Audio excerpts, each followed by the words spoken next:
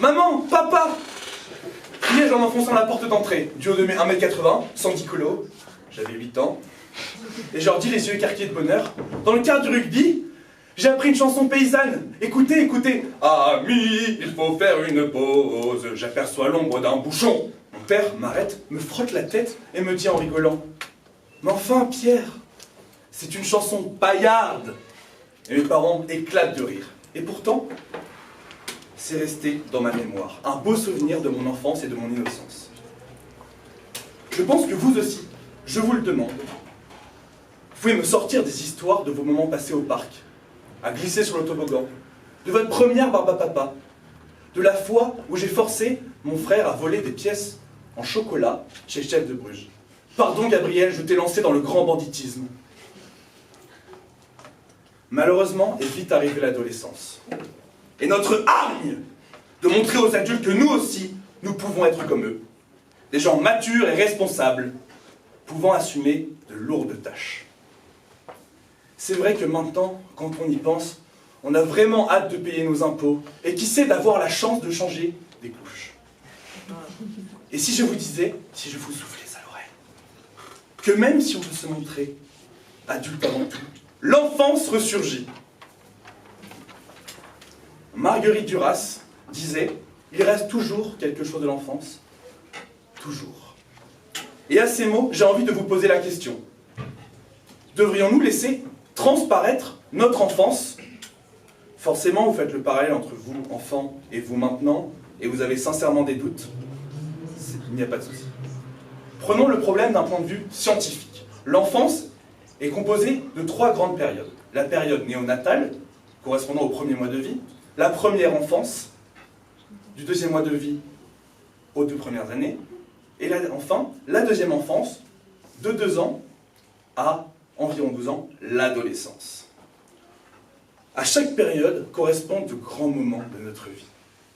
Nos premiers mots, nos premiers pas, nos premiers poils, Dieu devine. Joint à l'éducation scolaire, de la crèche aux premières années du collège, nous ressortons avec un bagage énorme de notre enfance. Nous ne sommes plus un petit être mangeant nos crottes de nez, mais bien un adolescent capable d'aligner des phrases, sujet, verbe, complément, et encore mieux, capable de faire des divisions euclidiennes. Il est donc obligatoire d'utiliser ce bagage. Personne n'a envie de retourner dans le passé, ni même de refaire une année de CP. Donc la question réside autre part, dans l'environnement de notre enfance, tant en termes d'événements qu'en termes de contexte. Nous sommes frères par la nature, mais étrangers par l'éducation, disait Confucius. La différence entre 2 êtres humains se fait par l'éducation parentale, comment il a été élevé, où il a été élevé et de ce qu'il a vécu. Tout le monde n'a pas la chance de passer 3 semaines au Club Med de Napitia en Tunisie. Tout le monde n'a pas la chance de se réveiller chaque matin pour aller à l'école. Tout le monde n'a pas la chance d'aller le mercredi après-midi au jardin d'acclimatation dans le bois de Boulogne pour faire des montagnes russes. Je ne fais qu'enfoncer des portes ouvertes ici, je le sais, j'ai l'habitude. Mais je ne pense pas qu'un enfant de Raqqa se trouve dans les mêmes dispositions que nous pour vivre son enfance.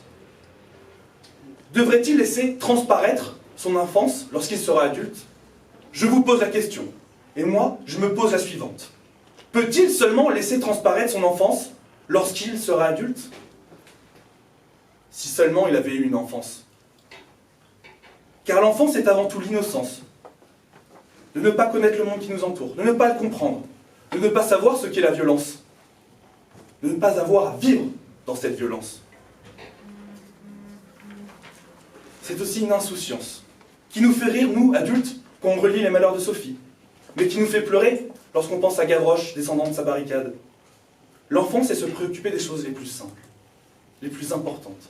Soi-même, sa famille, ses amis, ses jouets. Donc oui, nous devons laisser sortir l'enfant qui est en nous, même quand rien ne va. Notre récompense de notre enfance n'est pas uniquement des moments précieux. C'est de savoir que oui, nous pouvons, de temps à autre, être curieux comme un enfant face à la découverte d'un aspirateur, ou même d'être capricieux, à 8 ans dans un magasin de jouets, qu'on hésite entre Nerf et Playmobil, Mais c'est aussi se retrouver le plaisir des choses simples. S'éloigner des problèmes si compliqués pour un adulte, mais qui peuvent paraître si simples pour un enfant. Donc je vous en prie, laissez votre costume d'adulte au placard et laissez-vous porter par votre enfance.